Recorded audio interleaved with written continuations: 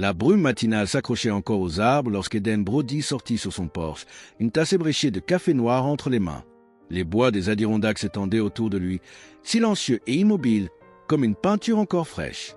Il était tôt, cette heure suspendue où même les oiseaux hésitent à rompre le silence. Eden, emmitouflé dans une chemise en flanelle usée, se gratta la barbe grisonnante et fixa le brouillard, laissant la solitude s'infiltrer dans ses os. Il avait choisi cette vie, après tout. Ancien journaliste enseveli sous le bruit, les délais et le chagrin, il vivait désormais seul dans une cabane qu'il avait construite de ses mains, troquant les gros titres contre le silence et l'exil. Il accomplissait son rituel matinal à moitié endormi, alimentant le poêle, griffonnant quelques notes dans un carnet en cuir, remuant ses flocons d'avoine avec l'automatisme de quelqu'un qui n'avait aucune raison de se presser. Cela faisait des mois qu'il n'avait pas vu un autre être humain en chair et en os, et encore plus longtemps qu'il en avait eu envie. La cabane, entourée d'arbres et de temps, devait être sa guérison. Mais lorsqu'il ressortit pour jeter l'eau de vaisselle, la forêt changea. Ce ne fut ni un bruit, ni un mouvement qui l'alerta, juste une sensation, comme si la terre elle-même avait retenu son souffle. Et puis il la vit. À la lisière de la clairière se tenait une ours massive, meurtrie, son pelage sombre collé à une silhouette trop maigre pour le printemps. Ses yeux, fixés sur lui, ne portaient aucune menace. Mais ce qui figea Eden sur place, ce ne fut ni sa taille, ni son silence. C'était ce qui pendait mollement de sa mâchoire. Un ourson, inerte, ses pattes traînant sur la terre comme une poupée brisée. Eden cligna des yeux, incrédule.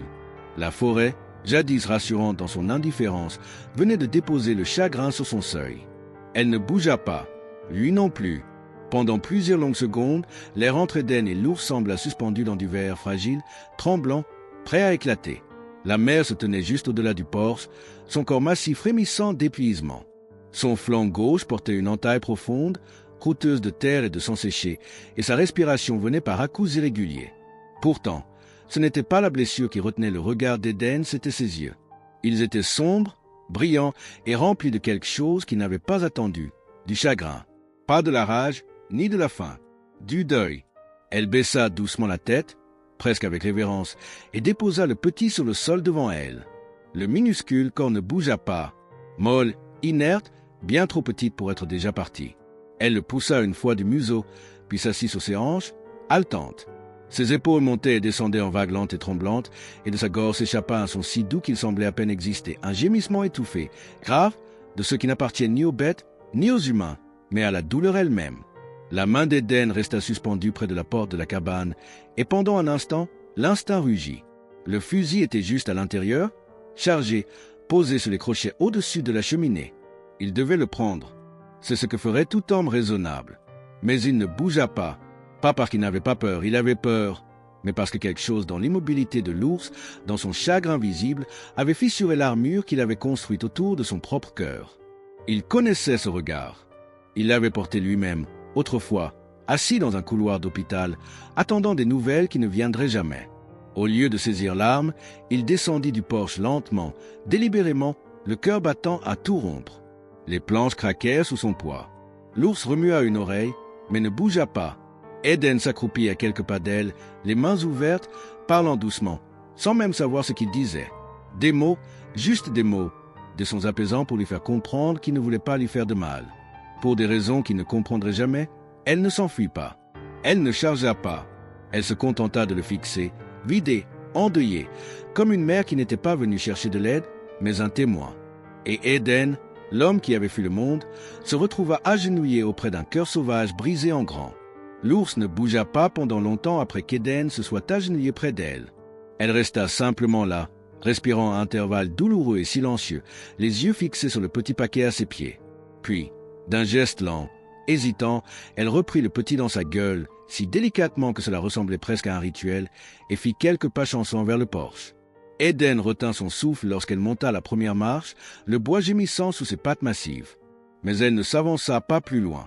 Elle s'arrêta juste au bord, déposa doucement le petit sur le porche comme une offrande, puis recula. Elle ne regarda pas Eden. Elle attendit simplement, son corps massif affaissé par l'épuisement, la tête baissée mais les oreilles à l'écoute. C'était comme si elle suppliait sans un mot, plaçant tout son espoir dans l'espace entre eux. Eden s'avança lentement, à peine capable de respirer. Ses mains tremblaient en atteignant le petit corps immobile. Il s'attendait à le trouver froid, mais le petit était encore chaud. Pelage humide. Respiration difficile. Faible, mais réelle. Un battement de cœur, comme un oiseau prisonnier sous sa paume. Vivant. Contre toute attente, vivant. Espèce de petit entêté, murmura Eden en retirant la terre du museau minuscule du petit. Il se tourna légèrement vers l'ours, parlant non pas d'un homme à une bête, mais d'une âme à une autre. Il est encore avec nous. Je vais essayer de l'aider. L'ours ne réagit pas. Aucun grognement, aucun pas en avant, aucun recul. Juste une immobilité silencieuse, plus profonde que le silence. Sa respiration ralentit, non pas par apaisement, mais par une sorte d'acceptation. Elle ne fit aucun geste pour s'interposer. Elle avait confié le dernier morceau de son monde et regardait maintenant ce qu'il allait en advenir. Eden serra le petit dans ses bras, son corps si fragile qu'il avait peur de bouger trop vite. Mais le temps pressait déjà. Le petit avait besoin de chaleur, de fluide, de quelque chose, n'importe quoi. Il se releva et recula vers l'intérieur de la cabane, jetant un dernier regard vers l'ours.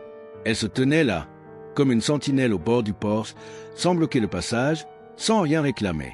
Juste là, à regarder, à attendre, à faire confiance. Et dans cet échange silencieux, Eden comprit tout. Ce n'était pas seulement le désespoir d'un animal, c'était la dernière prière d'une mère point à l'intérieur de la chaleur étroite de la cabane. Eden s'affairait avec une urgence qui tranchait violemment avec sa solitude d'habitude lente et méthodique. Le petit ourson était étendu sur la table, à peine conscient, son pelage collé par du sang séché et des aiguilles de pin. Les mains d'Eden, autrefois entraîné à taper des mots et à réviser des vérités, tremblait alors qu'il enveloppait le frêle corps dans des serviettes chauffées sur le poêle. Il fouilla dans les tiroirs à la recherche de quoi que ce soit d'utile. Une vieille bouillotte, une cuillère ébréchée, du miel cristallisé au fond d'un pot. Il réchauffa de l'eau sur le feu, y ajouta une touche de miel et tenta doucement d'introduire le liquide dans la bouche de l'ourson. Rien. Il inclina légèrement sa tête, lui massa la gorge, murmura quelque chose de doux, de vide. Toujours rien. De l'autre côté de la fenêtre, l'ours mère se tenait immobile, sa silhouette massive découpée contre la forêt enneigée. Ses yeux fixaient la porte sans cligner. Elle ne grognait pas, ne faisait pas les 100 pas, elle regardait, simplement. Et cela était insupportable. Eden attrapa son téléphone satellite, dont le signal était faible comme toujours. Il appela Rachel, une vétérinaire spécialisée en faune sauvage qu'il connaissait vaguement d'une autre vie, à l'époque où il écrivait encore des articles sur la conservation. Elle ne répondit pas tout de suite. Lorsqu'elle décrocha enfin, sa voix était brève, sceptique, balayant ses explications paniquées, jusqu'à ce qu'il mentionne que la mère n'était pas partie, que le petit vivait encore, à peine. Alors, son ton changea. « Garde-le au chaud. Essaie de le réhydrater. »« J'arrive, dit-elle, puis la ligne coupa. Eden regarda l'ourson, puis l'ours. Il sentit le poids écrasant de son impuissance. Il ne savait pas ce qu'il faisait. Il n'avait ni formation, ni expérience, seulement cette douleur insupportable, celle de vouloir sauver quelque chose de petit, d'innocent, de la mort. Il continua d'essayer, parce qu'elle était encore là dehors, à regarder, parce que la cabane n'avait jamais semblé aussi pleine de vie ou aussi proche de la perte. Eden ne remarquait presque plus le froid qui s'infiltrait à travers les murs de la cabane, tant il restait penché au-dessus de la table, les yeux rivés sur le petit corps fragile devant lui. Puis cela se produisit un simple frémissement, une minuscule contraction de la patte de l'ourson. Il crut d'abord avoir rêvé, mais l'ourson bougea légèrement, sa truffe frémissant. Eden se pencha davantage, retenant son souffle. Doucement, il tenta de nouveau avec l'eau mielée, et cette fois, l'ourson avala. Une seule fois, mais cela suffisait. L'espoir jaillit dans la poitrine d'Eden comme une bourrasque soudaine, brisant une fenêtre longtemps scellée. Il ne parla pas, ne fit aucun geste superflu, de peur de briser cet instant fragile. L'ourson respirait, lentement, faiblement, mais régulièrement. Ce n'était pas fini. Les heures qui suivirent furent tendues et intimes. Eden nettoya les blessures de l'ourson avec toute la délicatesse qu'il pouvait rassembler, grimaçant à chaque plaie vive, chaque enflure. Une patte semblait mal en point, peut-être cassée. Il fabriqua une attelle avec du bois de chauffage et des morceaux de tissu. L'ourson gémit une fois, mais ne résista pas. La fièvre menaçait, et Eden l'enveloppa plus étroitement encore, réchauffant les serviettes, ajustant la bouillotte sans cesse. Il lui parlait, doucement, expliquant chacun de ses gestes, offrant des mots de réconfort avec une voix qui avait oublié comment consoler qui que ce soit. Quel par entre 2 serviettes humides et une nouvelle dose d'eau sucrée, il baissa les yeux et dit, presque sans y penser, « Tiens bon, Baxter ?» Le nom était venu tout seul. Un nom doux, Ni noble, ni sauvage. Juste humain, juste proche. Il ne se permit pas de sourire, pas vraiment. Pas encore. Mais quelque chose en lui s'était fendu, quelque chose restait scellé trop longtemps. Il resta assis à la table jusque tard dans la nuit, observant la poitrine de l'ourson se soulever et s'abaisser, ses yeux revenant souvent à la fenêtre, là où l'ours était toujours posté, immobile. Il aurait dû savoir mieux, à propos du nom, à propos de ce lien. Mais son cœur, lui, ne voulait plus écouter. Plus maintenant. Peu après l'aube, le doux crissement de pneus sur la neige rompit le long silence extérieur. Eden sortit sur le perron, épuisé, raide de fatigue, alors qu'un vieux camion du service des forêts apparaissait entre les arbres.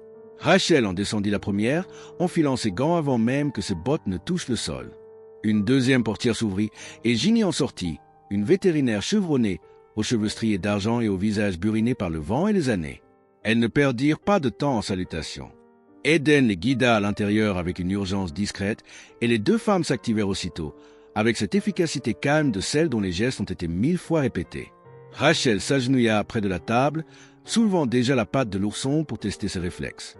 Ginny sortit une petite mallette de son sac et commença à prendre les constantes, à examiner les yeux, les côtes et la patte qu'Eden avait attelée. « Tu t'en es mieux sorti que la plupart », dit Ginny sans relever les yeux.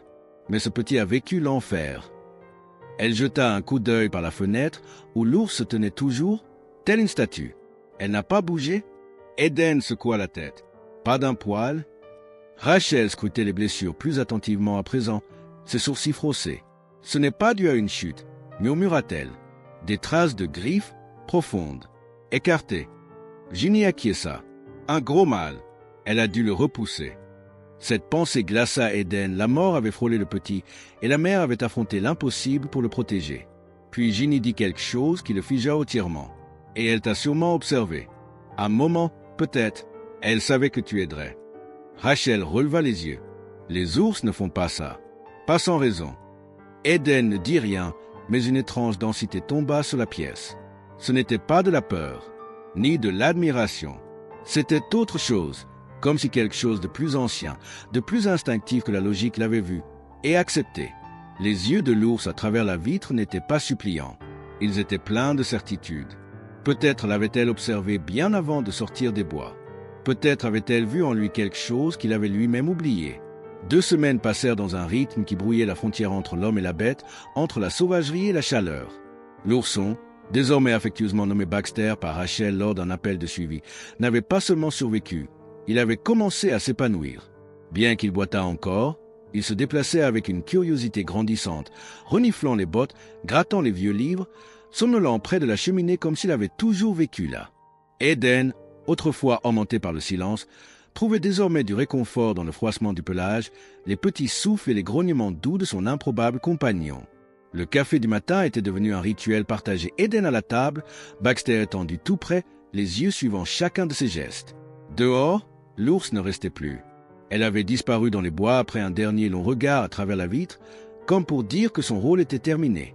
Mais la paix ne reste jamais longtemps sur un temps emprunté. Un matin, le ronronnement grave d'un SUV gouvernemental remonta le sentier gelé. Eden sortit pour l'accueillir, la tension déjà nouée dans sa poitrine. Un agent en uniforme des services de la faune en descendit, une planchette à la main, l'expression ferme mais pas hostile. Il ne perdit pas de temps. On a reçu des signalements. Rachel a signalé la situation pour révision. « Tu as 1 semaine ?»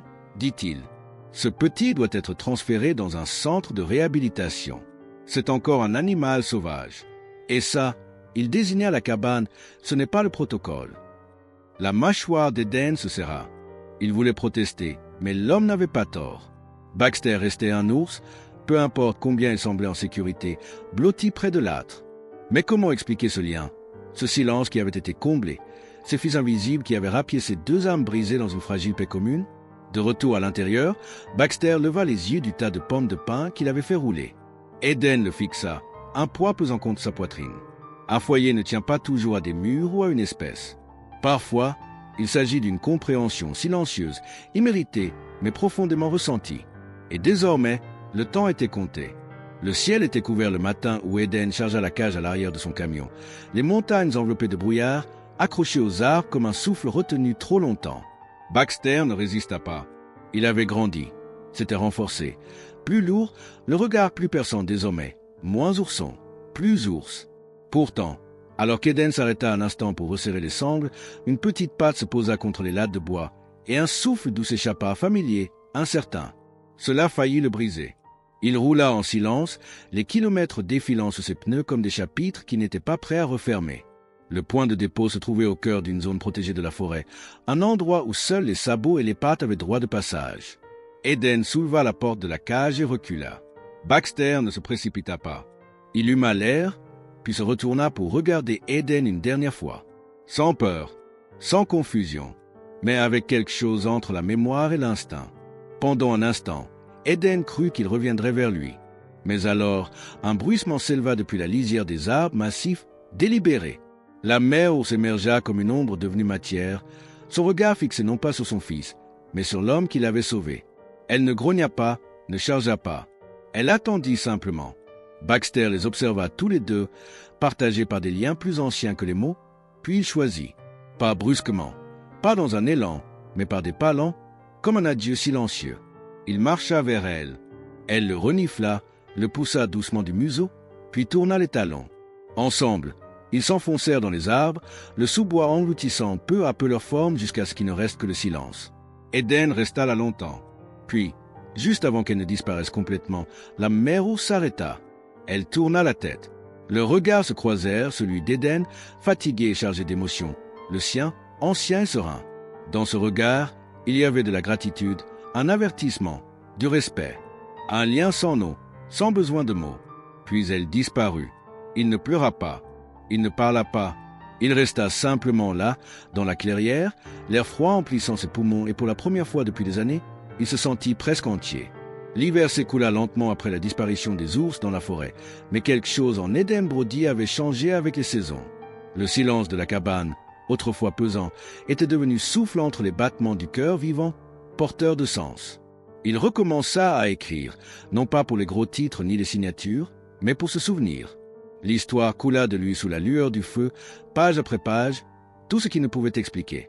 Il ne s'agissait pas seulement de l'ourson, ni de la mer, ni même des longues nuits de doute.